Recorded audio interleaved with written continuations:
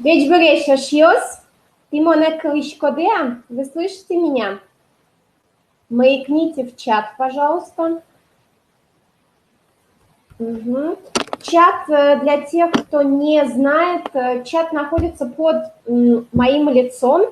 Если мое лицо, экран, окошко с моим лицом где-то у вас не сбоку, а где-то по центру, вы можете его убрать над чатом, то есть сделать его над чатом, нажав на, вот тут есть такая кнопочка под моим лицом, называется «Закрепить».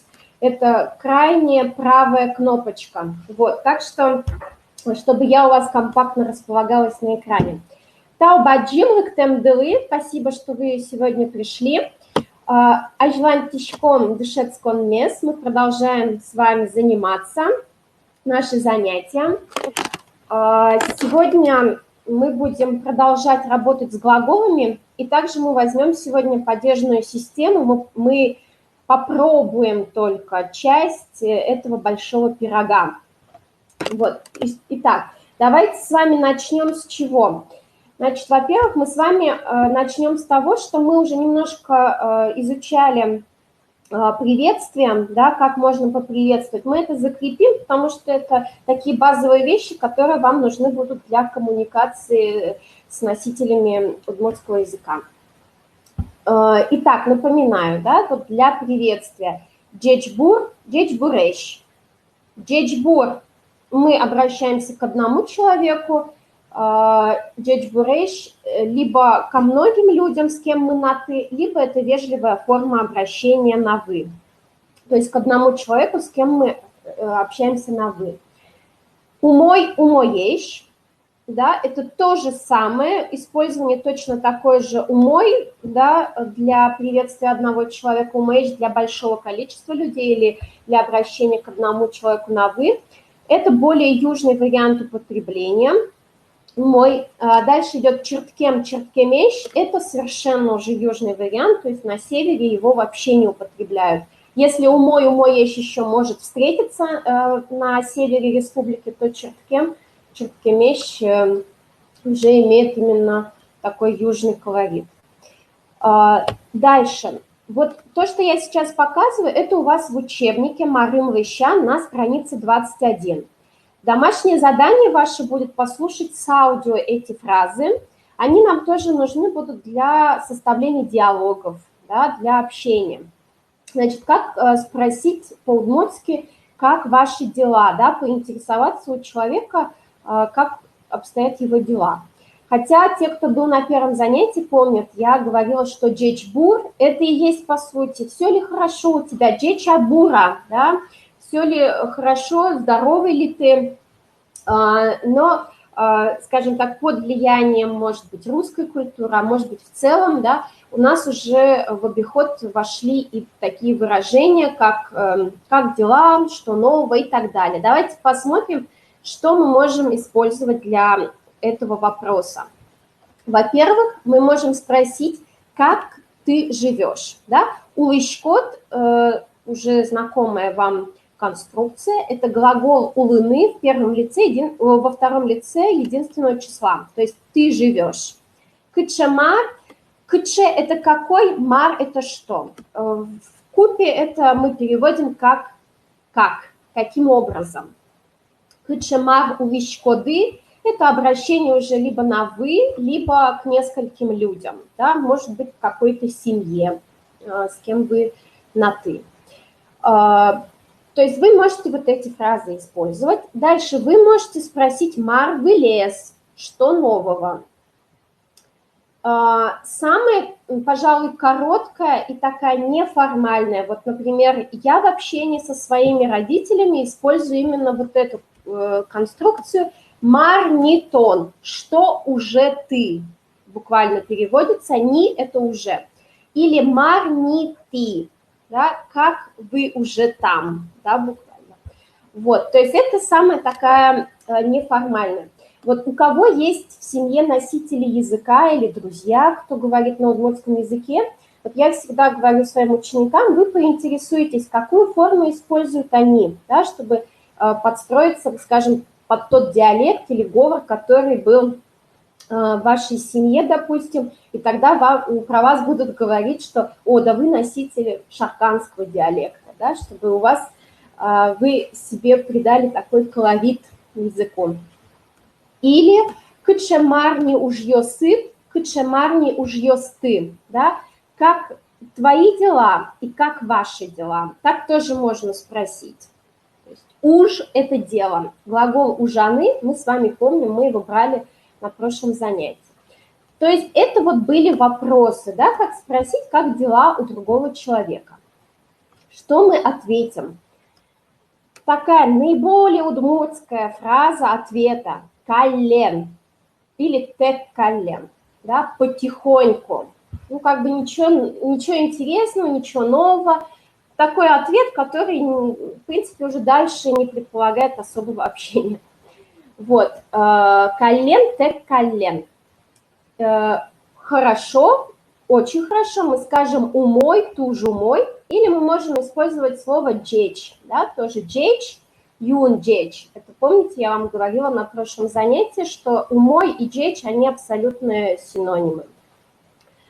Или вот хорошая фраза, которую пока вам надо просто запомнить, это повелительное наклонение в отрицательной форме «энно юа», да, даже не спрашивай.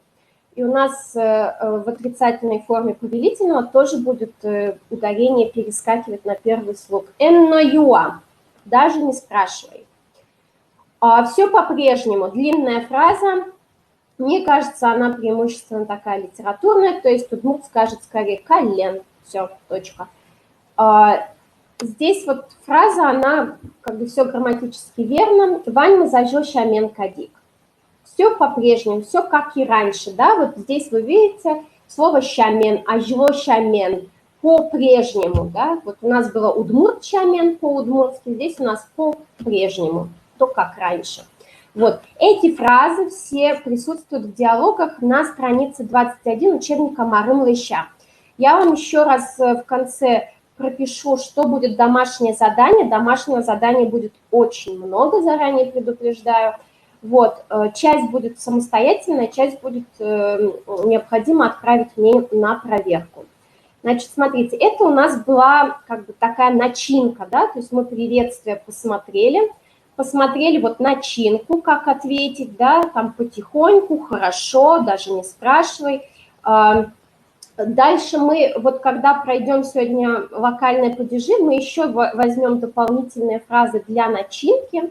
Вот, а сейчас мы посмотрим, как это все закрыть, да, наш разговор, попрощаться. Вот, люкишкон, люкишканы, прощаться, проститься.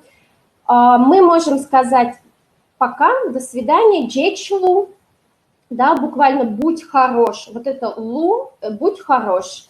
Тот, кто, может быть, вырос в Удмуртии, знает, в советское время была такая газета «Дащ лу», будь готов, да, «Дащ» – это готов, «лу» – это будь. Сейчас эта газета издается под названием «Джечбур», здравствуй. Да, и по всей России, через Почту России можно выписать эту газету, кстати говоря. Вот она там буквально на год стоит 200 рублей и выходит каждую неделю. Для практики языка идеальный вариант. Вот, итак, возвращаясь к фразам. Значит, джеч лу, до свидания, да, будь хорош, или просто можно сказать джеч, хорошо. Если мы обращаемся к большому количеству людей, более одного, то тогда джеч луэле, да, и это повелительная форма. Будьте хороши, будьте здоровы. Поэтому у нас тоже ударение перескакивает на первый слог. Луэле, джеч луэле. Угу. Здесь вы можете, вот это вот как в малийском ли, да, джеч лу, то есть вы можете здесь любое прилагательное поставить, каким вы хотите видеть собеседника. Будь волком, кионлу, да, или там будь удмуртом, удмуртлу и так далее. Вот, дальше тазалу, да, особенно актуально в нашей ситуации сейчас, таза луэле, будьте здоровы. Видите, в удмуртском языке в препозиции прилагательное не встает во множественное число, только если оно будет в постпозиции, оно будет во множественном числе, а в препозиции оно не требует множественного числа. Мы можем еще сказать «Wann Sie umойзе» или «Wann Sie geçse», да, всего хорошего. Угу. И можем также сказать «Tuş тау», большое спасибо, или большое спасибо за все. Туж баджинтау ванна спона. Видите, я поставила в скобки, потому что за все вы можете либо использовать, либо нет в этой фразе большое спасибо. Можно просто сказать баджинтау. То есть туж очень можно убрать. Угу. То есть вот это все, что касается фраз прощания. Вот. Может быть, кто-то уже встречал, возвращаясь к приветствиям, фразы такие «доброе утро», «бурчукна», да, или «бурджит» и так далее. Вот, скажем так, что вот это наиболее базовые и разговорные. Вот эти «бурчукна», «бурджит», может быть, они и употреблялись на юге республики, не могу сказать, но вот в моем регионе они не употреблялись. То есть это скорее было как бы вот введение последних лет, чтобы было как в русском языке, чтобы были эквиваленты и с утром, и с днем, и с вечером. Вот. Угу. Так, идем дальше. Значит, с приветствиями разобрались. Это у вас будет еще блок такой домашнего задания с этим связанный. Вот, идем дальше. Мы начнем о желании. Корон кыльёс, глаголы. Я надеюсь, что все дома потренировались, набили руку со спряжением глаголов. Вот здесь я вам напоминаю, что у нас все глаголы удмуртского языка можно поделить на две большие категории. На глаголы первого типа, которые будут иметь суффикс «ины», и глаголы второго типа, которые будут заканчиваться на «аны», «яны». Вот. И немножко по-разному будут они себя вести, но вот с глаголами первого типа, которые на «ины» заканчиваются, мы, главное, там всегда смотрим, да, основа на мягкую или твердую ДЗЛНСТ. Вот эту твердое ДЗЛНСТ, это должно быть у вас уже в голове и ночью разбудить, чтобы вы уже это могли отчеканить. ДЗЛНСТ. Угу. Так, что мы делаем сегодня? Мы сегодня повторяем спряжение утвердительное и смотрим отрицательное спряжение. Да? Вот смотрите, здесь глагол улыны. Глагол первого типа, он имеет окончание «ины», значит, у нас основа «ул», и эта основа оканчивается на твердую «л». Да? Вспоминаем «д», «з», «в», «н», «с», «т». Значит, что это означает? Если у нас в основе твердое «д», «з», «в», «н», «с», «т», вспоминайте, то у нас сразу в первом и втором лице мы будем помнить, что нам надо показать твердость «л» за счет «и» с двумя точками. Да, то есть мы выбираем вариант там, где «и» с двумя точками. Улышко, улышкод, «д» как показатель второго лица. И дальше в третьем лице единственного числа твердое «л» из корня, из основы, требует оборотную, да, во множественном лице улышкомы или улышком, улышкоды и уло. Здесь все понятно, то есть опять-таки для обозначения твердости «л» мы используем «и» с двумя точками. Тут все понятно. Отрицательное. В отрицательном что надо знать? В удмуртском языке не будет, как в русском, не, да, а вот это «не» для каждого лица будет свое. То есть я, не, ты, не, они будут отличаться. И есть совпадение, конечно, это легко, это будет легче запомнить, что есть совпадающее. Давайте посмотрим. Значит, глагол «жить» в отрицательной форме. Угулочка. Да? У нас отрицательная форма, и ударение падает на первый слог. Угулочка. Я не живу. Тон уд улочка. Ты не живешь. Я буду читать, и вы про себя, ну или там громко, да, просто у себя, там перед компьютером тоже читайте. После меня повторяйте. Со уг ул. Соугул. Видите, здесь я поставила «ы» факультативно, потому что без «ы» мы тоже легко можем произнести «ул». Она здесь выпадающая. Но будут формы, где там сочетание согласных, там обязательно «ы» будет. Удмуртский язык не любит сочетание согласных, ему надо разбить их. Дальше. Улышке. Мы не живем. Улышке. Ти улышке. И соос угуло. Они не живут. Итак, давайте теперь разбираться. Смотрите, у нас были отрицательные частицы, да? Уг, мон-уг, это вот краткий ответ. Мон-уг, я нет, я не.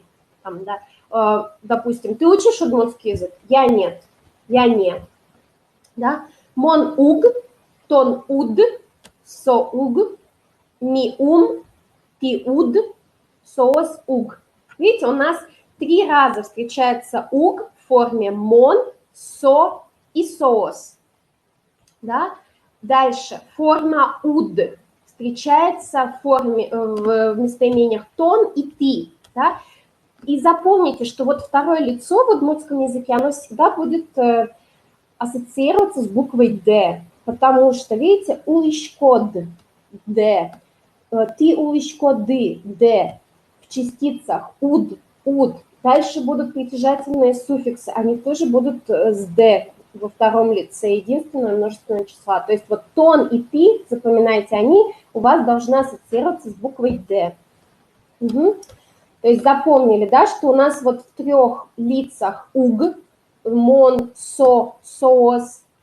Дальше у нас в 2 лицах уд, тон уд, ты не, и ты уд, вы не. Да? И у нас надо запомнить форму ум, потому что, ну, вот здесь она выбивается, да, и тоже мы, это будет показатель, такая буква, которая у вас будет ассоциироваться с первым лицом, с формой ми, мы. Да, здесь я еще напоминаю, что ми и ашмёс, в чем разница? Ми – это я и они, да, то есть нет моего собеседника в этой группе. Ашмёс – я и вы. То есть это мы, это я и собеседник. Угу. Итак, дальше, да, смотрим. То есть вот мы разобрались с частицами. Дальше смотрим, что у нас происходит с самим глаголом, не со вспомогательной частицей. Значит, смотрите, у нас добавляется суффикс «ишкы», да, в единственном числе. И тоже у нас будет «и» с 2 точками, чтобы подчеркнуть вот эту «л». Да. Видите, здесь вот в отличие от утвердительной формы у нас «д» перескакивает в частицу. И уже здесь идет совпадение первого и второго лица. Мон-угулочка и тон-удулочка. Да, то есть улочка одинаково в 2 лицах. В 3-м лице единственного числа мы ставим «ук» и дальше просто берем основу глагола. «Ины» отсекаем и получаем основу. Дальше «ми» у мулочки и «ты» у дулочки. Здесь тоже идет совпадение. Совпадение, видите, тут у нас «ишке». То есть в единственном числе было «ишкы», «ы» на конце, а здесь у нас «е» на конце. И видите, тут опять идет совпадение и «ми», и «ты» у нас улочки, но за счет частицы мы можем разбить, разделить, понять, о чем идет речь. Во множественном числе, да, была утвердительная форма «они живут уло», а «они не живут», мы просто добавляем «уг» и все.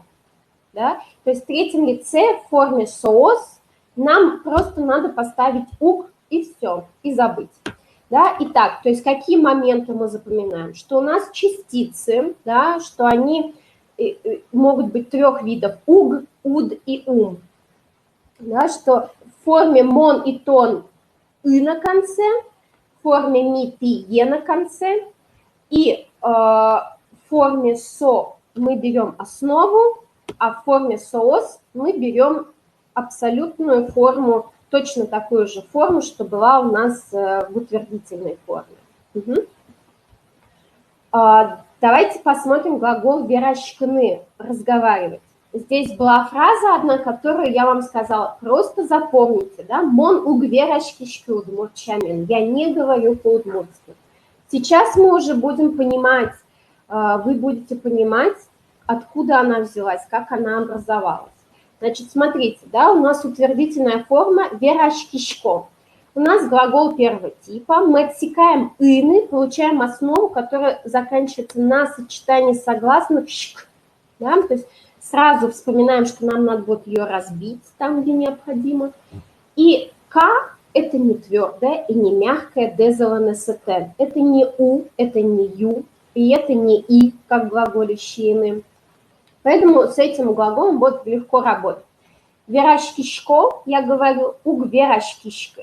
Видите, у нас в глаголе «угулышка» было «ишка» и точкой, да, чтобы показать, что «л» твердое, а в глаголе «уг верашкишка» у нас уже просто без «и» с точками, потому что после «к» мы не можем поставить ни ни «и» с двумя точками. Нам не надо показывать ее твердость, потому что у нее нету пары по твердости и мягкости, она вот всегда одна по типу, по звучанию. Верашкишкот, ты говоришь, да, тут прям вот вспоминаем, «д» перескакивает в частицу «уд», верашкишка совпадает с первым лицом, да, верашкишка, вот эта часть. Со верашке, он говорит, верашке Ижевск, да, там или Устинов, вот у нас в прошлый раз мы обсуждали, и не говорит будет угверашка, со угверашка, да, здесь уже «ы», в отличие от формы «угул», обязательное, потому что сочетание согласных требует «ы», разбить надо сочетание согласных. Ми верашкишком, «ы» факультативное в разговоре, как правило, выпадает. Верашкишком утвердительное мы говорим верашкишке. Да, видите, здесь идет абсолютное совпадение, просто нам надо подчеркивать твердость «дезоланесет», если она в конце основы, как вот в глаголе «умуишке». Здесь у нас просто «ишке». Ты верашкишкоды, вы разговариваете. «Д» перескакивает на частицу «уд» верашкишке. И вот глагольная форма совпадает с формой «ми». «Сос», «верашко» они разговаривают, и просто добавляем частицу «уг», и получается отрицательная форма. «Сос», «уг», «верашко» они не говорят. Угу. Баламона, «валашкодыя», вы понимаете, «валашкодыя»? Надеюсь, что да. Так, «манычком альжвань». Идем дальше, еще посмотрим, да, чтобы вам закрепить. Дышецкны глагол, да, дышецкишко, угдышецкишко. Тут вот прям вот похоже на то, как верашкны мы меняли, потому что тут тоже, видите, сочетание «цк» в глаголе в основе, который надо будет разбить. Я не учусь. Угдышецкишко. Тон удышецкишко, да, видите, «д» у нас в частице. Здесь форма дышецкишка совпадает и в форме мон, и тон. Со угдышецкое. И обязательное, потому что нам надо разбить сочетание согласных. Ми ундышецкишке, да, используем форму ишке. Ти удышецкишке, да, «д» у нас перескакивает в частицу. Здесь совпадение формы с ми идет. И «со-дышецко» было, они учатся, а они не учатся, мы просто добавляем частицу «уг», «угдышецко». Нянщины, есть хлеб. Да, в удмуртском языке, когда такие будут группы, категории, есть хлеб, любить яблоки, читать газету, смотреть телевизор, они будут просто добавляться вот эти существительные, не будет никакой падеж требоваться, потому что это что-то, ну, как бы не конкретное. Тут все действие целиком нам интересно, а не конкретный хлеб. То есть черствый он, белый, черный, а тут как хлеб, как категория, что именно хлеб, а не каша. Как-то так.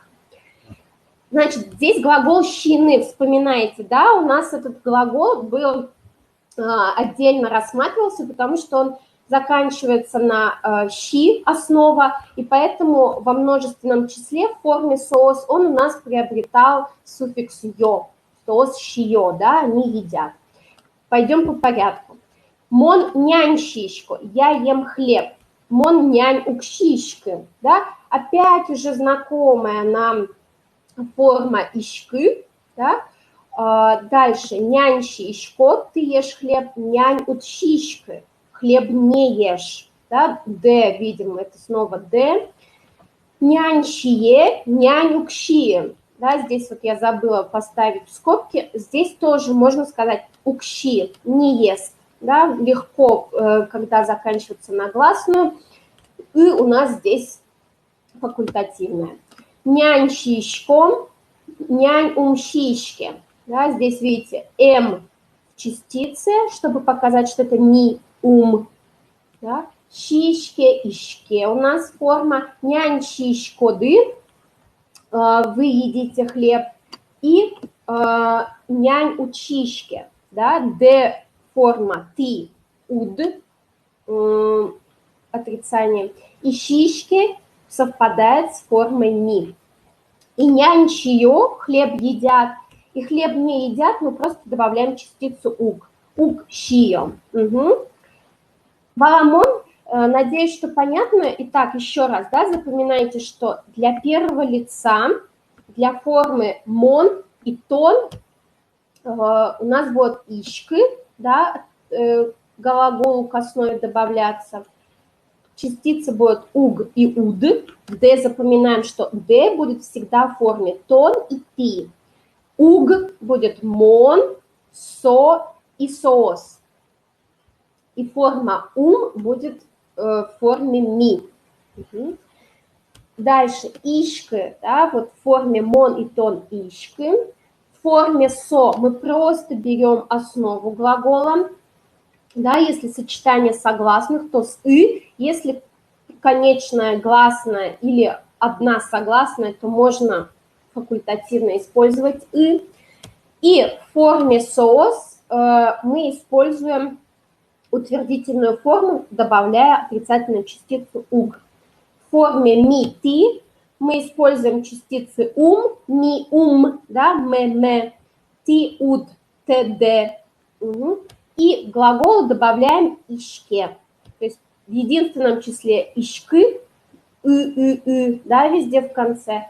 А здесь «ишке», «ишке» и «о» или «ё» в конце. Ну что, давайте проверим, как вы это запомнили. Аспон нады.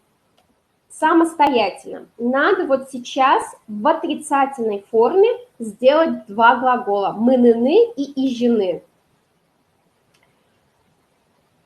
Угу, мыныны идти, ехать, наиболее частотный глагол движения, ижины спать. Я вам даю время. Давайте 2 минутки я вам даю. Давайте сделаем, чтобы и утвердительное, и отрицательное. То есть у вас всего должно быть, грубо говоря, 4 столбика. То есть мыныны, я иду, я не иду, ты идешь, ты не идешь, они спят, они не спят и так далее. Понятно, да? Давайте я вам верну таблицу, да, видимо, наверное, пока сложно. Вот оба глагола первого типа. Угу, даю вам 2 минуты.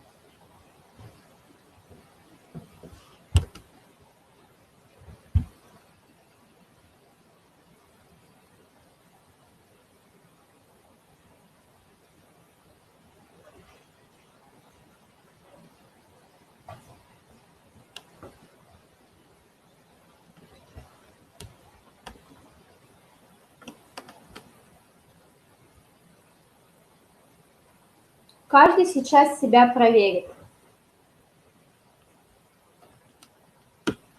Второй глагол и жены. Спать.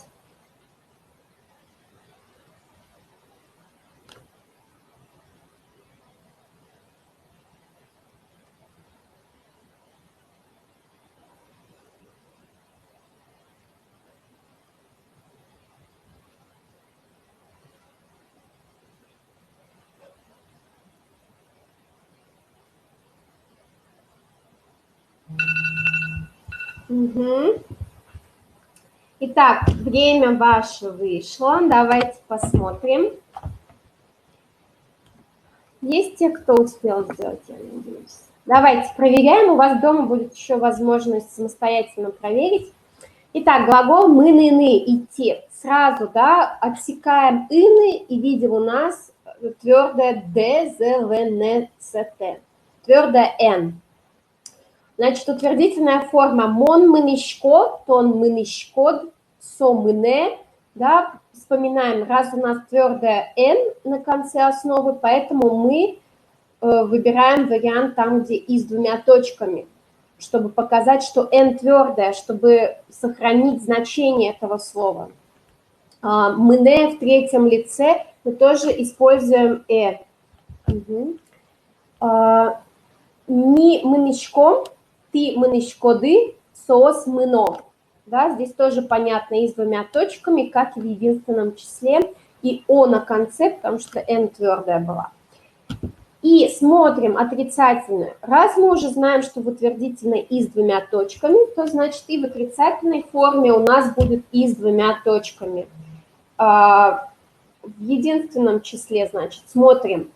В первом лице «уг», да, «мон уг», «мынышкы», «тон уд мынышкы», «со уг мын», «ми ум мынышке», «ты уд мынышке» и «соос уг мыно». Да? И жены глагол. Супер, молодцы, дечок йос. Я очень рада, что у вас получилось. И глагол и жены смотрим. Иж, да, мягкое «з» за счет мягкого знака. Но мы этот мягкий знак писать не будем. Мы его держим в голове, что он у нас будет в виде «и» обычной. То есть вот если бы «изыны» был глагол «молоть муку», то тогда было бы «изыны» глагол, то тогда «и» с двумя точками бы писалось. А здесь у нас «и жены». «Изыны» и «жены», да, чувствуете разницу. «Ижишко» – я сплю, «угижишко» – я не сплю. «Ижишкот», «угижишко», ой, «удижишко». Да, видите, «д» из суффикса перебирается в частицу «уд». Ижишка, ижишка совпадает в единственном числе в первом и втором лице. Со иже, он, она спит. Со угиже, да, здесь тоже и факультативно, потому что один согласный, со угиж, легко произнести. Ми ижишко мы, или ми ижишком, и факультативное. И ми умижишке, да, здесь видим м из суффикса перескакивает в частицу ум и используем ижишки. Ты ижишкоды и ты уд ижишки. Опять д перескакивает в частицу уд и совпадение идет ижишки в первом и втором лице. Сос и жо, они спят. И абсолютное совпадение, просто частица добавляется сос угижо, они не спят. Надеюсь, что все было понятно. Оскишко Вань назвала Моншиса. Надеюсь, все понятно. Это был первый тип глаголов, да, те глаголы, которые заканчиваются на «ины». Значит, «ишка», да, «ы» здесь в конце, в третьем лице единственного числа, «ишке» и «ё». Вот эти частицы, они будут и во втором типе глаголов. Ну что, смотрим второй тип глаголов. Значит, это глаголы, которые заканчиваются на «аны», «яны». Глагол «валаны» – понимать и глагол «ужаны» – работать. Мы сейчас с вами посмотрим. «Мон валашко», да, у нас здесь что? У нас здесь отсекается только «ны». Угу. Сейчас я потом перейду. Валаны, к вопросам перейду, да, если у кого-то по ходу возникают вопросы, вы их напишите, я вот это объясню и потом вернусь к вопросам. Давайте пока смотрим второй тип. Значит, валаны, понимать. Что мы делаем? Мы отсекаем «ны», и у нас остается основа на гласную «вала». И к ней мы добавляем суффиксы. Мон валашко, я понимаю. Тон валашко, ты понимаешь. Д показатель второго лица, помните, да? Тон и ти, д. Угу. Со вала, просто основа. Ми валашком, да, шком, ме здесь, ми, ме. Ти валашко, ды. Д показатель второго лица и показатель, что много, да, чтобы не было совпадений с формой тон. И сос валало, ло в конце, в третьем лице множественного числа у глаголов второго типа. Что происходит в отрицательной форме? Мон уг валашки, да, тоже основа используется. Видите, во всех лицах в основа вала-вала, как и в утвердительной форме. Что мы добавляем к этой основе? Частицы, которые мы уже с вами посмотрели в первом типе. Значит, 3 раза встречается уг, мон уг, со уг и соос уг. 2 раза, д, т, да, вот запоминайте, видите, все так созвучно. Тон д, ти д, 2 раза д. Тон уд, валашки, угу. Со уг, вала. Вот дальше смотрим, значит, да, вот ми, тоже, ме. Глаголу самому к основе добавляется в единственном числе шкы, да, у нас там было ишко, а здесь у нас шкы. Там у нас было мон уг мымишкы, здесь мон уг валашкы, да, шкы. Угу. Здесь у нас просто основа с частицей уг во множественном числе. Ми валашки, там было ми мынишке, шке, да. Ти уд валашки, тоже шке, уд частица д, ти, да. И соос уг валаво, они не понимают. То есть опять у нас положительная, утвердительная форма, и к ней добавляется частица уг. То есть смотрите, у нас идет совпадение суффиксов, да, там просто мы добавляли «и», чтобы после согласной мы, мишки, уг, мы, мишки, да, чтобы разбить согласную как-то. А здесь у нас уже гласная сама есть в корне. Угу. Глагол ужаны. Ужашко, угужашки, тоже шкы. Ужашкот, уд, ужашки. Частица уд, да, вот этот суффикс ужашкот, д перескакивает на частицу, и остается форма, как в первом лице. Со ужа и со угужа, он не работает. Просто основа и плюс частица. Ми ужашком, ми умужашке. Да, то есть вот это м перескакивает на частицу. И ужашке, да, шке, как и в первом типе, у нас было... тут у меня вот ошибка. Ты ужашке, да, здесь должно быть е. Тут я, видимо, копипастом сделала. Вот. И соос ужало, уг ужало, да, то есть абсолютно у нас совпадение, просто частицу уг добавляем. Угужало. У нас ударение почему меняется? Потому что здесь отрицательная форма. В удмуртском языке ударение перескакивает на первый слог в повелительных глаголах, да, вот как помните было в начале энноюа, даже не спрашивай. И вот здесь в отрицательных формах угвалашки, угужашки на первый слог, угвалашки, угужашки, угмынишки, угижишки. И так будет во всех временах, там, где есть отрицательная форма, в любом времени будет ударение перескакивать на первый слог. Угу. Ну что, давайте попробуем самостоятельно. Два глагола. Я вернусь... Нет, даже я вас пожалела, один глагол. Глагол «кырджаны» – петь. Да, слово «кырджан» – песня. «Кырджаны» записали себе. Сейчас я возвращаю таблицу. И, Аня, вернусь к твоему вопросу. Давайте самостоятельно, даю вам минуту времени.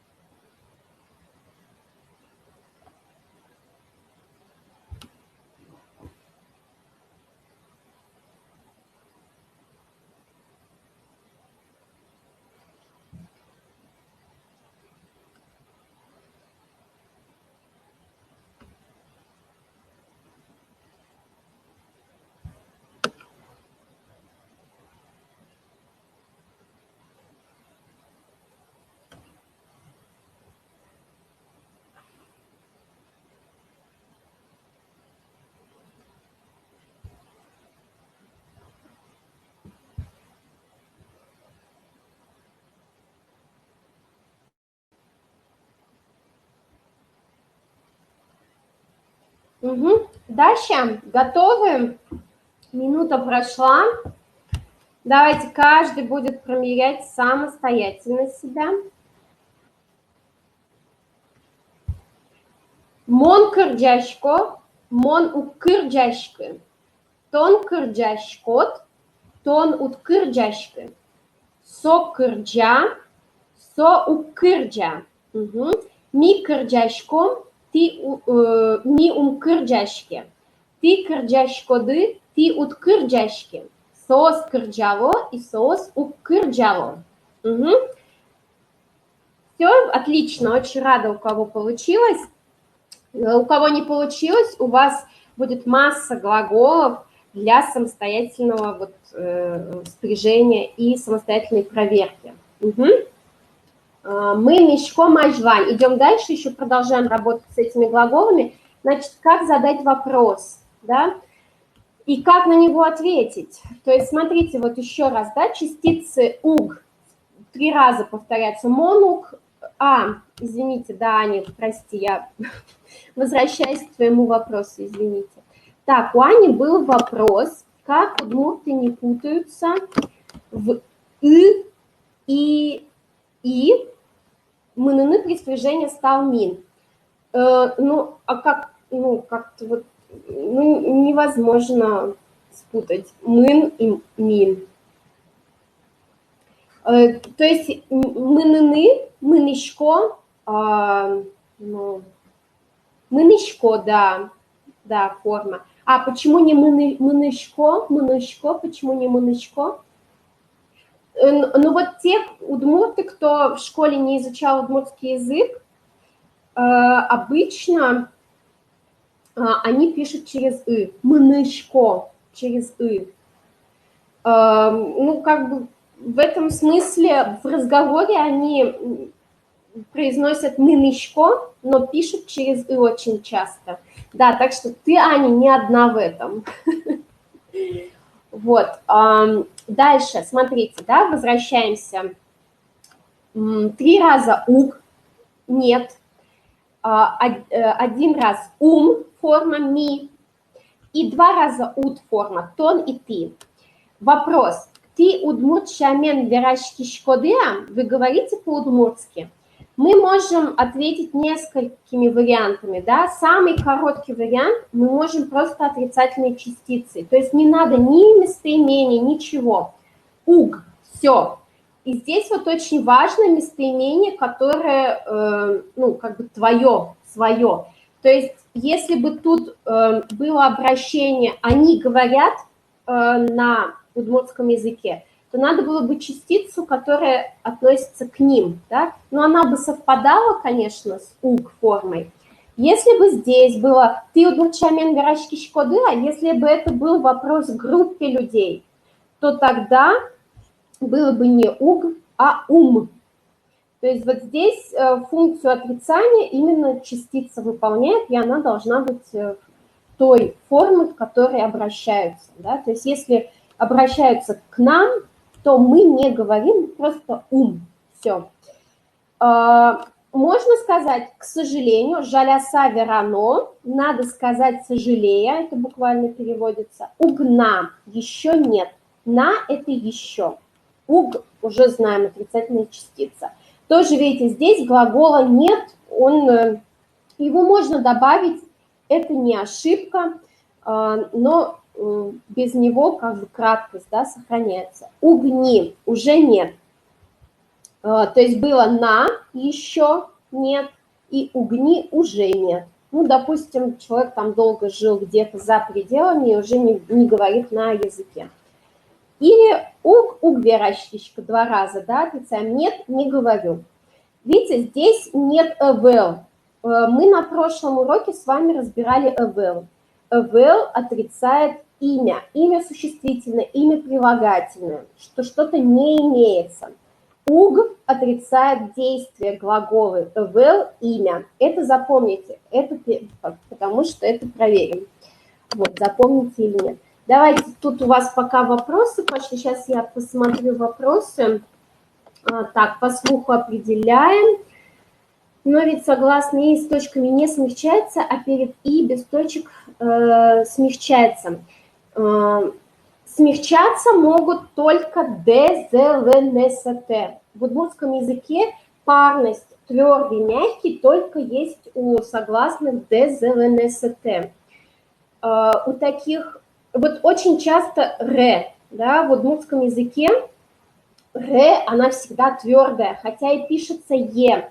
Это вот норма орфографии 1956 года, по-моему, они были приняты так, что после «р» должна всегда «е» писаться. Видимо, это под влиянием русских правил, что должно «е» писаться. И поэтому в удмуртском языке очень многие носители пишут после «р», после «б» и после «к» вот эту да, экскаватор. Но она по правилам орфографии удмуртской там не пишется, хотя произносится твердо. Бере, бен, да, куке. То есть у них, вот у К, Р, Б, у них нет пары мягкой, твердой, но звучат они всегда как сложно, ну, как твердо, но пишутся через Е. Вот. К-Р-Б, бен, как в слове бен. Вот мои родители обычно пишут бен через Р. Да, вот К-Р-Б, вот они твердые. Так, запомнили, да, у нас will отрицает имя, уг отрицает уг, уд, отрицает глагол. К чему все я это? Сейчас вам надо будет самостоятельно РБК. Надо будет самостоятельно сделать следующее упражнение. То есть аспонднады. Попробуйте перевести эти фразы. Я вам дам 1,5 минуты, так и быть. Давайте, время пошло. Смотрите, комментарии какие. Он хорошо поет? Нет, к сожалению, фальшивит. Да, к сожалению, здесь у нас было жаляса верано. Надо сказать сожалея. Жаляса верано. Угу. Фальшивит. Вспоминайте прошлый урок. Как удмурты говорят петь фальшиво. Кот еще ест лазанью, да, лазаньящины. Там, где вот в русском языке мягкий знак «я» пишется, варенье, мягкий знак «е», да. В удмуртском они все будут вот так смягчаться. Лазанья, варенья и так далее. Кот еще ест лазанью? Нет, уже ем я. Кот чиш – это и кошка, и кот. У нас нет родов в удмуртском языке. Вы волки, вспоминаете, да, вы – это множественное число или… Да, это множественное число, и, соответственно, вот волки должны быть во множественном числе. Вспоминайте, как мы делали множественное число. Вы еще спите? Еще можете взять отсюда. Уже нет. Да, то есть вот нет, это должно быть, вспоминайте, это должно быть частица, которая относится вот к тем, у кого спрашивают, вы еще спите? Угу. То есть отвечающие кто? Это мы. Да, поэтому... Так, ну что, засекаю 1,5 минуты, ужачком работаем.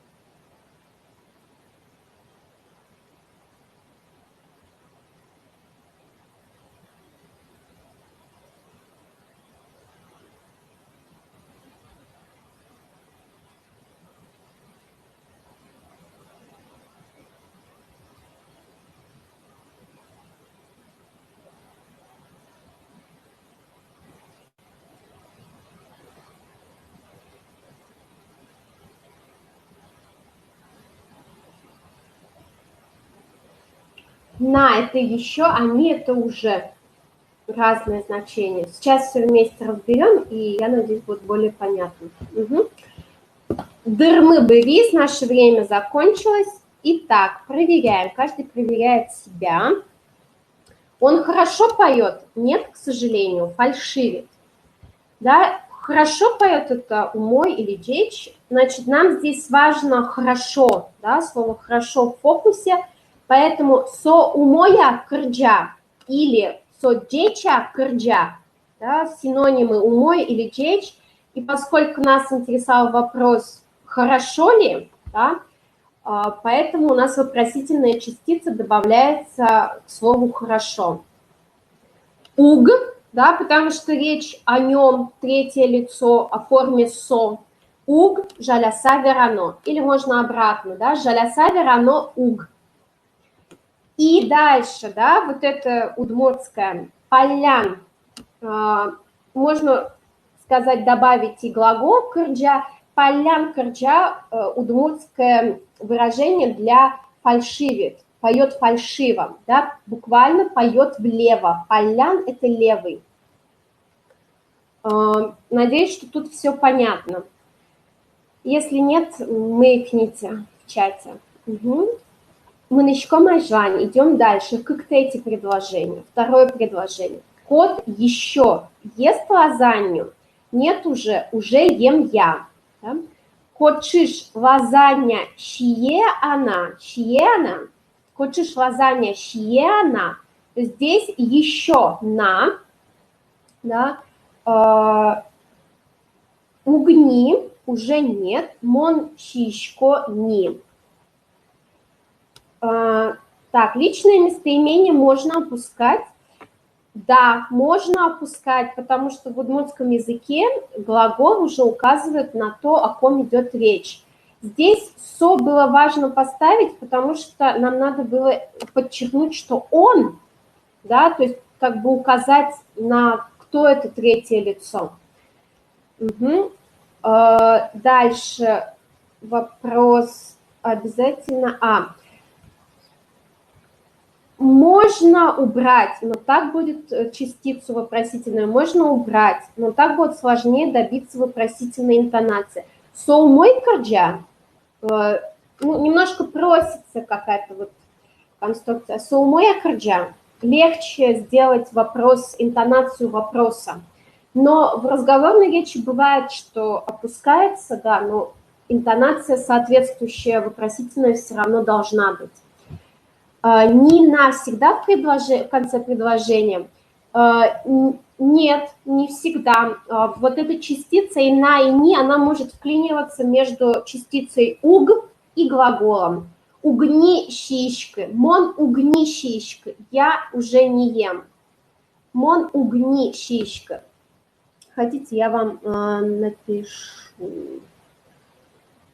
Так, написать или понятно? Угнищичка. Давайте я это в презентации напишу, чтобы сейчас на это не тратить время. Вы еще раз все равно дома в любом случае посмотрите презентацию, и вот эти вопросы я там отражу. Хорошо? Про частицу внести, что она может вклиниваться между уг и глаголом.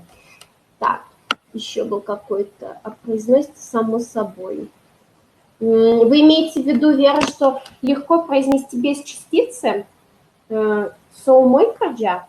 Соумой кардя? Соумой кардя? Угу. Так, Манычком Аджвань, идем дальше. Вы волки, нет, мы люди. Да, здесь кион йоса, множественное число. Вспоминаем, если у нас слово кион, да, заканчивается на согласную и нет мягкого знака, то мы должны поставить разделительный твердый знак и добавить суффикс йос множественного числа. Пикион йоса, пикион йос. Здесь тоже, если вы опустите, трагедии не будет частицу а. Пикион йос. Да, ну вот, да, я тоже говорю, что и вот в вашем случае, особенно те, кто начинает учить язык, вам интонацию вопроса, мне кажется, чуть-чуть сложнее все равно, нежели носителю, поэтому лучше, если вы будете ставить частицу там, где нет вопросительного слова, да, то есть здесь вот тикион йоса нет вопросительного слова, кто, что, когда, вы волки, да, и еще раз напоминаю, что вот эта частица, она могла бы и к местоимению присоединиться, то есть она может к любой части речи добавиться, и она, эта часть речи, это слово будет в фокусе. То есть ты акион йос, это вы волки, а здесь нам, да, важно, что вы волки, вы не медведи, да, то есть здесь вот именно кион в фокусе. И, да, как я вам и обещала, эвэл ми адямиос, эвэл, да, здесь у нас нет глагола, здесь отрицается имя существительное, что мы не волки. Волк – это имя существительное, поэтому здесь эвэл, ми адямиос, мы люди. Угу. И беркуметес, и последнее нелетое предложение, вы еще спите? Уже нет. Угу.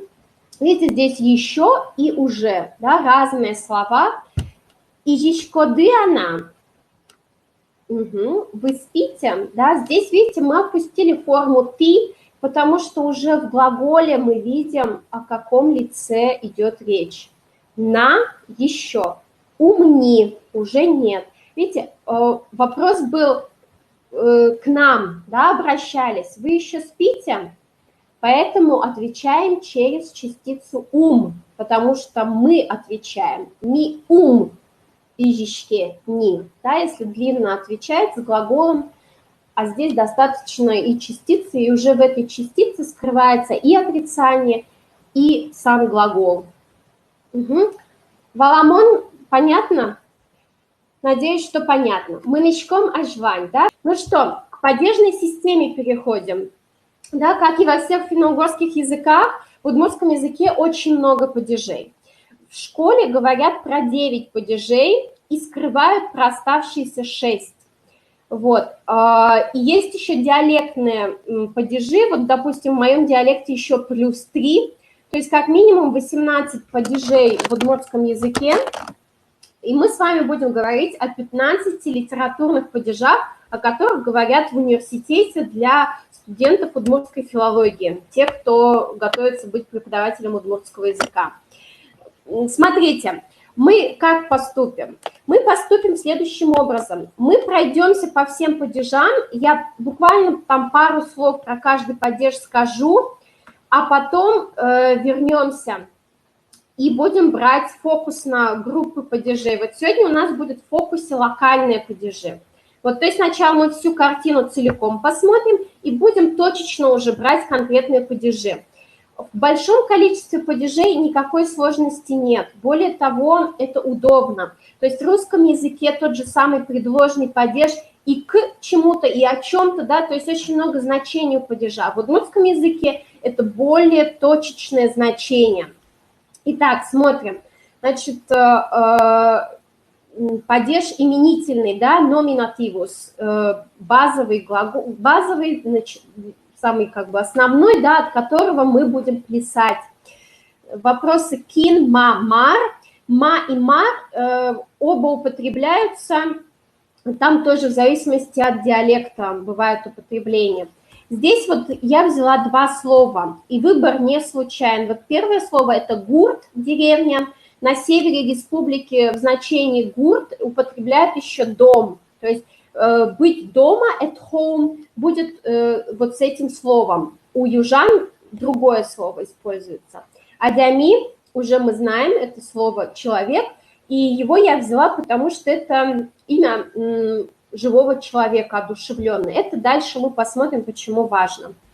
То есть именительный падеж – это все подлежащие в предложении будут стоять в именительном падеже. Дальше идет винительный падеж, один из самых интересных и сложных падежей в удмуртском языке. Ну, как бы до сих пор идут споры, когда надо ставить суффикс винительного падежа, когда он излишен. Даже не всегда вот носители могут сказать, а уж определить, когда, почему здесь поставили, почему здесь нет, не всегда могут. То есть есть определенные маркеры, которые мы с вами рассмотрим, и у вас будет общее представление. Вот. И еще я здесь хотела отметить, что в удмуртском языке два типа склонения. Мы сейчас с вами смотрим простое склонение. Простое склонение означает, что в словах нет притяжательных суффиксов. Есть еще притяжательное склонение. Это будет означать, что вот здесь у существительного есть притяжательный суффикс. Притяжательный суффикс указывает на принадлежность к кому-то, к чему-то. Да, то есть «моя деревня» – это не отдельное слово, это суффикс, который прицепляется к существительному. «Моя», «твоя», «его» – у каждого лица свой отдельный суффикс. Но это совсем другая история. Сегодня у нас история простое склонение падежи. Мы с вами обсудили винительный, да, вопросы кине-мае. Вот смотрите, хотя в вопросе кине-мае, но суффиксы будут as, yes, базовые. Родительный падеж. Кинлен, мален, у кого, у чего. Этот падеж обычно используется в притяжательных конструкциях, чтобы сказать мамина помада, сапоги старшей сестры, да, вот мы будем использовать вот этот len суффикс и плюс притяжательные суффиксы. Разделительный падеж кинлеш малеш. Разделительный, отбирательный, да, у кого-то забрать, и плюс он тоже будет использоваться в притяжательных конструкциях. Гуртлеш адямилеш у человека, у деревни, да, гуртвен адямилен у человека, у деревни, гуртес деревню, адямиес человека, да, если вот переводить. Дательный падеж очень легкий, кому чему, да, кинлы малы, гуртлы деревни, адямилы человеку. То есть, да, идем дальше. Творительный падеж или инструменталис, да, тоже легко запомнить. Это инструмент или с кем вместе творим, что-то делаем. Кинен маин – вопрос. В самом вопросе уже скрываются суффиксы для ответа. Эн, да, эн, ен, гуртен, адямиен. Допустим, те, кто бывал в Удмуртии, видели надпись, которую уже сняли. Удмуртия пиледын даньяшке. Удмуртия вами гордится. Да, сейчас этой надписи, к сожалению, на удмуртском языке на центральной площади уже нет. Вот, хотя доска почета осталась, и надпись осталась только, к сожалению, на русском языке. Лишительный падеж тоже очень легкий. Без кого, без чего. Кинтек, матек. То есть вот это без, оно в виде суффикса в вопросе, и вот это тек, оно будет и в ответе, да. Гуртек, адямитек, без кого-либо, да. Олятек, без меня, да, без Оли. Монтек, без меня. Тонтек, без тебя. Очень легкий падеж. Соответственный, это довольно редко употребляющийся глагол был, падеж, но сейчас его все чаще используют, даже там, где его не надо, вот особенно в переводе каких-то официальных Гуртья, дямия, согласно почему, например, здесь будет мон я, по мне, мон шамен, по моему мнению, да, мон я. Угу. В соответствии со мной, мон я. Угу. Вот это были такие именные падежи, то есть они использовались со всеми существительными. Дальше начинаются так называемые локальные падежи. Эти локальные падежи будут указывать на местоположение объекта в пространстве. И вопросы будут различного рода, которые относятся к пространству. И здесь уже одушевленные предметы использоваться с этими падежами не будут, за небольшим исключением, об этом я скажу. Вот. То есть здесь, в этих локальных падежах, 3 из которых мы сегодня возьмем, только неодушевленные предметы. Местный падеж, инессив, да, который мы сегодня возьмем, вопрос кытын, где статика, гуртын, в деревне, дома, да, если северяне. Входный лативус, куда, кычи, гурте, в деревню. Угу. То есть здесь, чтобы сказать, в человека вселился бес, удмурты скажут внутрь человека, то есть дополнительно будет слово еще использоваться. Угу. Так, идем дальше. И последняя группа, да, чтобы из локальных еще мы все посмотрели, исходный, откуда исходит, да, кытыщ, угу. И гуртыщ, да, вот суффикс ищ есть и в вопросе, и в ответе, из деревни. Отдалительный, кытыщен, откуда, от какого пункта, гуртыщен. Он будет совпадать во многом с исходным, то есть вот эти два падежа гуртыщ и гуртыщен, они будут очень близки, и гуртыщен употребляется значительно реже. Он обозначает точку исходную, то есть поезд из Ижевска в Сарапул или поезд там из Ижевска в Москву. То есть вот эта исходная точка Ижевскщен, Ижищен, Ишкарыщен, да?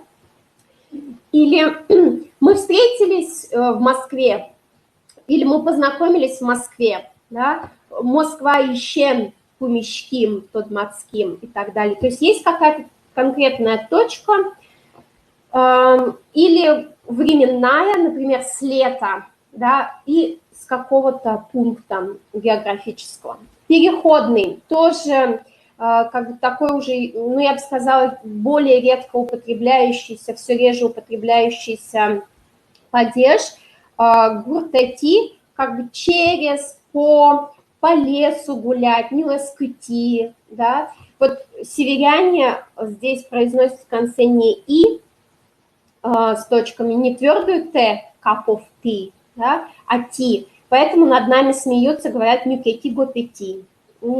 Нюк – это ров, гоп – это тоже ров, то есть, что северяне разговаривают нюкети гопети, а надо нюкети гопети. Вот. Дальше идет предельный падеж, он обозначает предел, да, до какой точки, кычиощ, докуда, гуртощ, до деревни. Тоже его очень часто заменяют существительное плюс после лог формой, то есть до какой-то точки. Направительный, кинлань, кудлань. Вот это тот локальный падеж, единственный из 6, который может употребляться с именами, с живыми семенами одушевленными. Но литературно, то есть это письменно нигде не закреплено, в литературе не встречается, встречается форма опять существительная плюс после лог, но в разговорной речи могут сказать адя-милань в сторону человека. В какую сторону? Гуртлань, в сторону деревни. Угу. Тоже, вот, пожалуй, вот эти последние 4 падежа, они все чаще заменяются формой существительной плюс после лог. Вот. Угу. Мынышком ажваль. Возьмем сейчас 3 отдельных падежа, 3 локальных падежа. Инессив, илатив и алатив. То есть где, откуда и куда. И в качестве иллюстрации вам граффити из Ижевска. Кто бывает в Ижевске, может, подскажете, есть оно еще или нет. Космос инвал ин марез аджи, да, тем более у нас 12 апреля только что прошло. Космос инвал, я был в космосе, ин суффикс, да, вал – это фиксированное был, я был, ты был, он был, то есть это форма прошедшего времени. И она во всех лицах и числах одинаковая. Я была удмуртом, мон удмуртвал, ты был удмуртом, тон удмуртвал, со удмуртвал, ми удмуртьёс вал, даже во множественном числе просто сохраняется вал. К существительному множественное число добавляем, а к вал ничего не надо. Ты удмуртьёс вал и соос удмуртьёс вал. Ин марез аджи увидел, видел, да, аджи это прошедшая форма глагола аджины видеть. Ин марез это вот как раз суффикс ес аккузатива. Я видел что? Бога. Бог у нас один, конкретный, поэтому здесь нужен суффикс аккузатива. Ин мар буквально переводится как ин небо и мар что? Что там в небе? Какая-то вот такая. В финском, если я не ошибаюсь, примерно так же образовано слово «бог». Про удмуртский пантеон богов мы еще сегодня немного поговорим. Сегодня у нас очень длинное занятие будет. Вот, я заранее приношу извинения, и еще из-за технических неполадок это все растягивается. Но я надеюсь, что у вас хватит энергии, сил. Юмала. Спасибо. Так, идем. Значит, дальше мы начнем ажвань. Что у нас вот с этими тремя падежами? Для иллюстрации мы привлекли Божью коровку. По-удмуртски ее очень много названий. Есть такой диалектологический атлас удмуртского языка. И для Зорода Лобода, для Божьей коровки, найдено на территории Удмуртии порядка, по-моему, 150 названий. Мне больше всего нравится вот этот вариант Зорода Лобода. Он на самом деле образован как зор – это дождь, а вот это в конце – это вопросительная частица, которую вы знаете, просто она прицепилась к глаголу. Зорода – это ты будешь дождить, да? То есть такое некое обращение к природе. Лобода – это от глагола лобыны – лететь, то есть ты полетишь. Потому что с Божьей коровкой связывают, да, такие природные явления, что она маркер такой, показатель. То есть буквально можно перевести зорода лобода, то есть подождишь ли ты, будешь ли идти дождем, полетишь ли ты. Вот. И множество других вариантов, дождевая букашка и так далее. То есть очень многие названия связаны именно с дождем. Итак, переходим к грамматике. Да? Вот у нас Божья коровка в качестве иллюстрации. Вопрос «кытыщ» откуда? То есть из как бы движения, из какого-то пространства, из какой-то точки. Здесь у нас легко запомнить, у нас здесь будет суффикс «ищ», да, как и в вопросе. В вопросе «кытыщ» откуда, и в ответе будет суффикс «ищ». Здесь для запоминания сразу вам пишу «отыщ», «татыщ», «отсюда», «оттуда».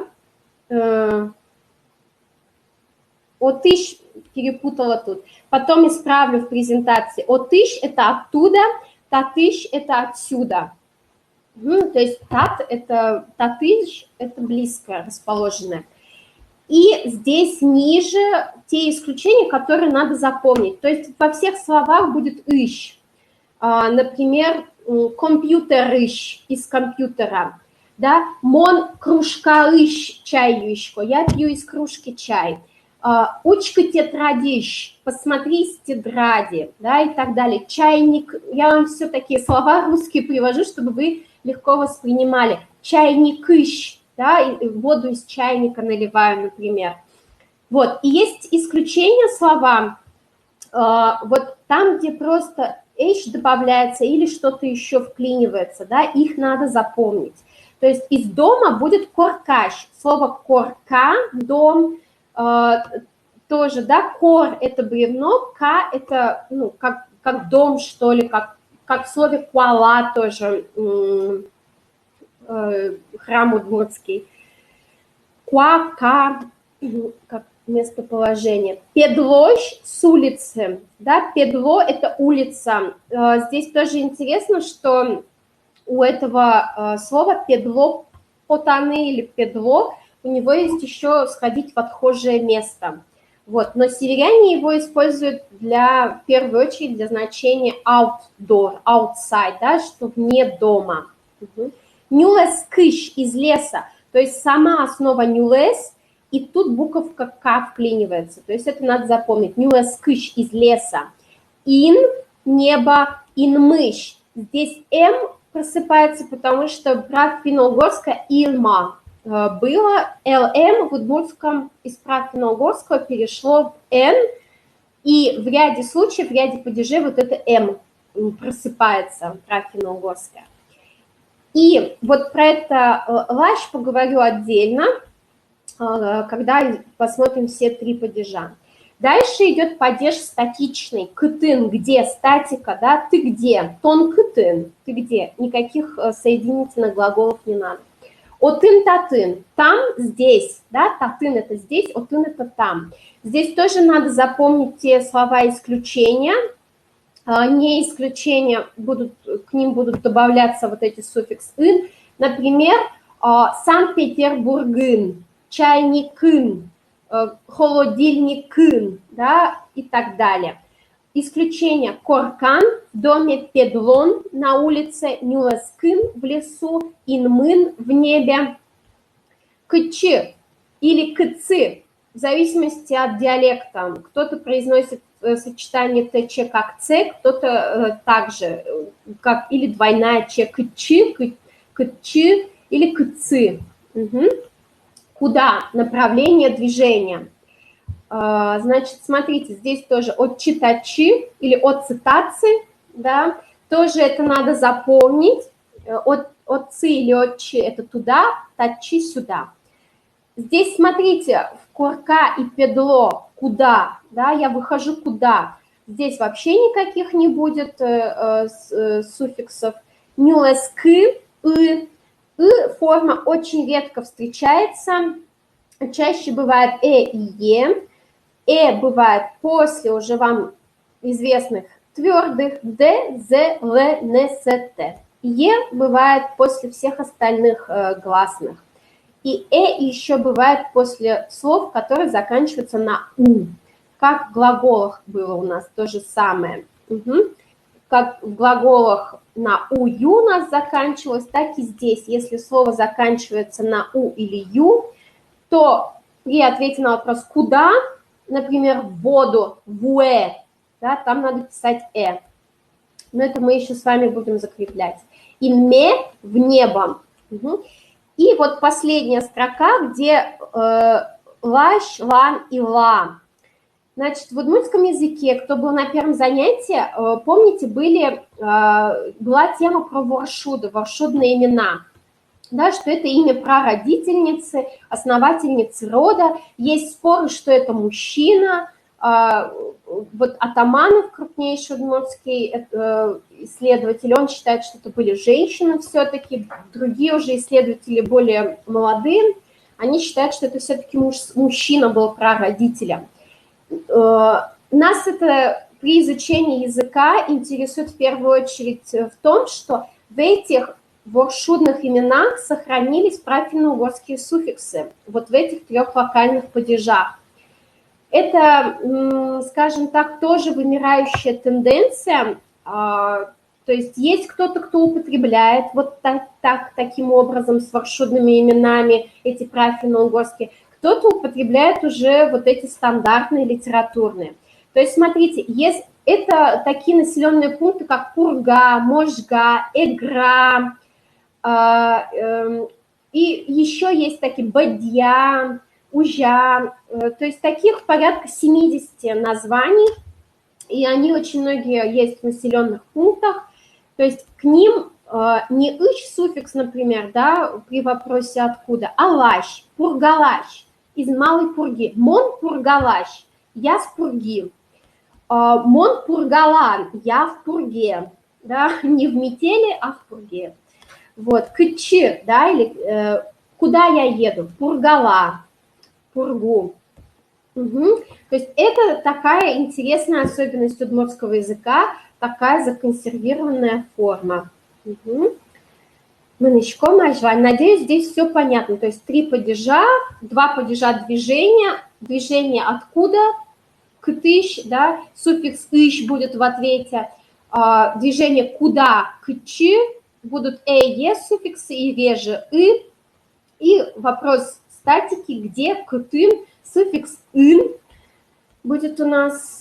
И плюс будут вот эти маршрутная история отдельная. Угу.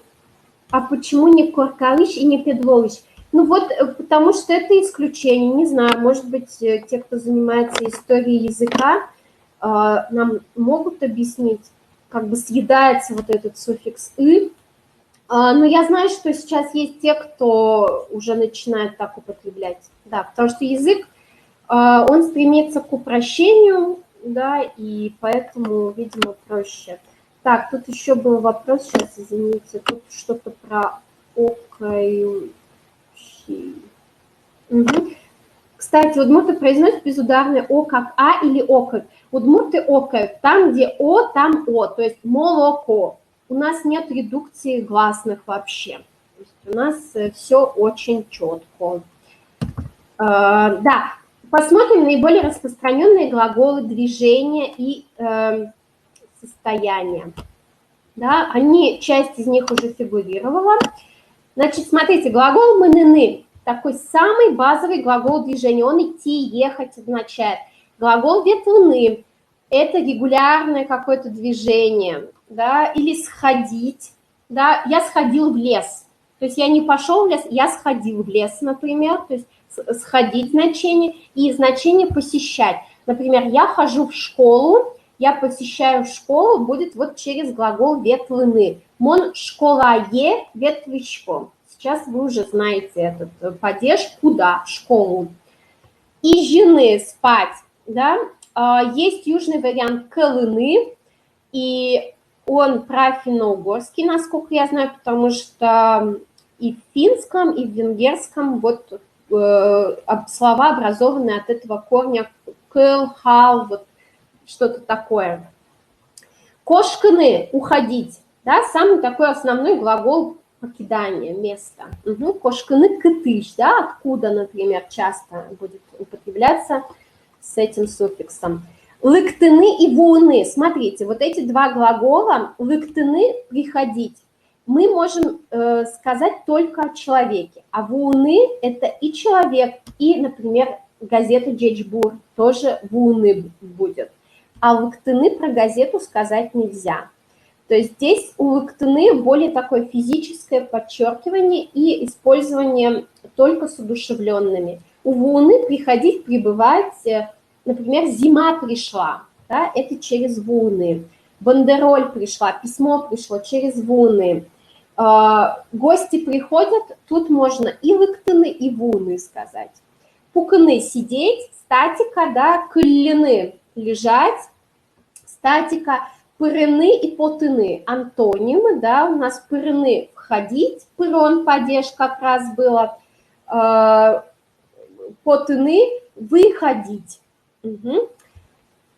Да, вот меня тут поезд в Икте, так нельзя сказать. В принципе, так говорят, да, так говорят. Поезд в Уэ тоже можно сказать. Угу. Да, хорошее замечание. Потому что я тут как раз в категории только газеты «Джечбур» думала, потому что она как раз сегодня пришла. Вот. Да, но реже, то есть реже с неодушевленными. Пырыны, потыны, антонимы мы обсудили. У Жанны работать, да, вопрос, где ты работаешь? Кытентон ужащкот. Это для вас, для диалога и для ответа нам этот вопрос понадобится. Сылыны стоять, статика, улыны жить, статика. Да? Вот эти глаголы, их вам надо будет запомнить, и я их попрошу как раз отрицательную форму сделать. Но это я вам все пропишу, чтобы вам было легче сориентироваться. Значит, следующее задание такое. немножко удмуртской мифологии, потом мы об этом поговорим. Значит, смотрите, здесь у вас даны не курсивом удмуртские предложения, а курсивом даны предложения перевод русский. Ваша задача сейчас найти пару. Кузешеттоно, найти пару. Давайте ищем пары.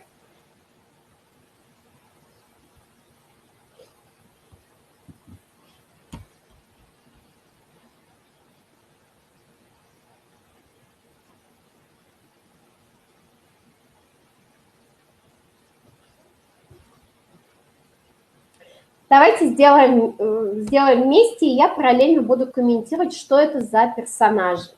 Итак, смотрите, значит, здесь все персонажи – это герои удмуртской мифологии, боги, духи и так далее. Их порядка 40 в удмуртской культуре, и есть некоторая иерархия, да, вот есть низшее звено – это бог, божок или дух хлеба, дух дома, дух бани. То есть это те существа, которые живут и охраняют, являются некоторыми хозяевами этого пространства.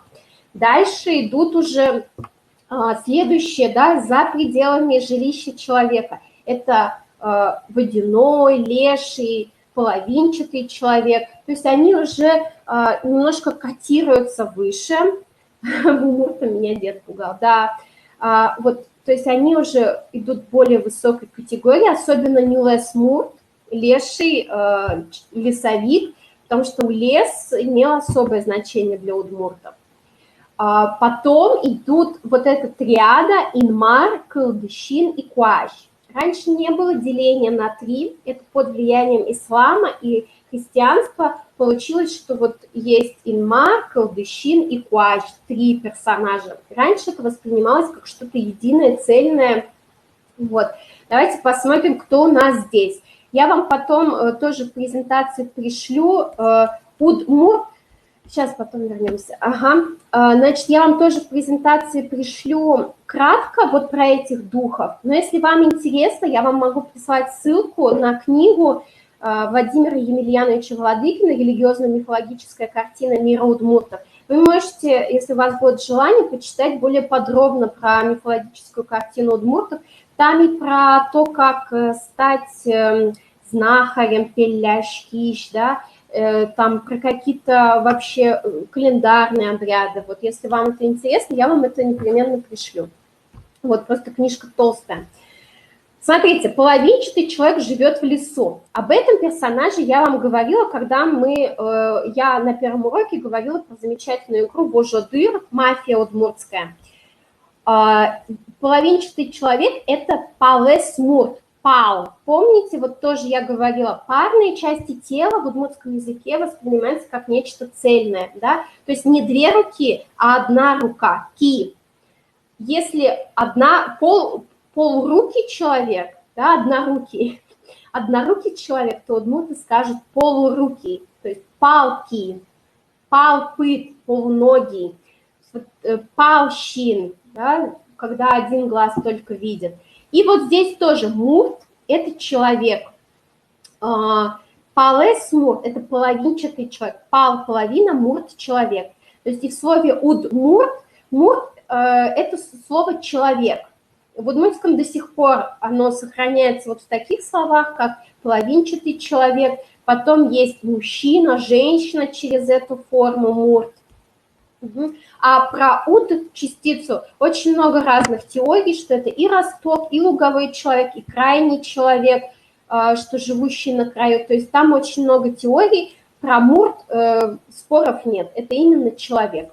Итак, половинчатый человек живет в лесу. Живет где? Да, статика. Палесмурт нилескын уле. То есть вот это у нас правильное предложение. Палесмурт, половинчатый человек, это негативный персонаж в удмуртской мифологии. Он убивает людей, если встретит их на улице, в лесу.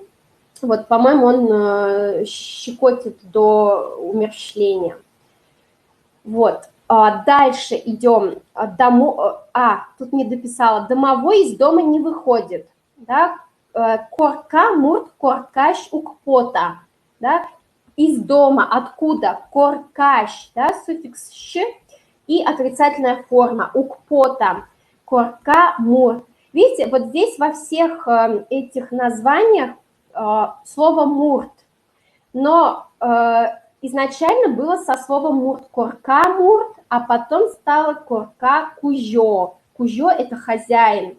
Потому что удмурты раньше воспринимали их как неких равных, а потом по мере, скажем так, социальной, в общем, когда появились разные слои населения, то стали говорить, вот он как уже, он за статусом выше, чем я, человек. А изначально было мурт, удмурт, куаркамурт и так далее.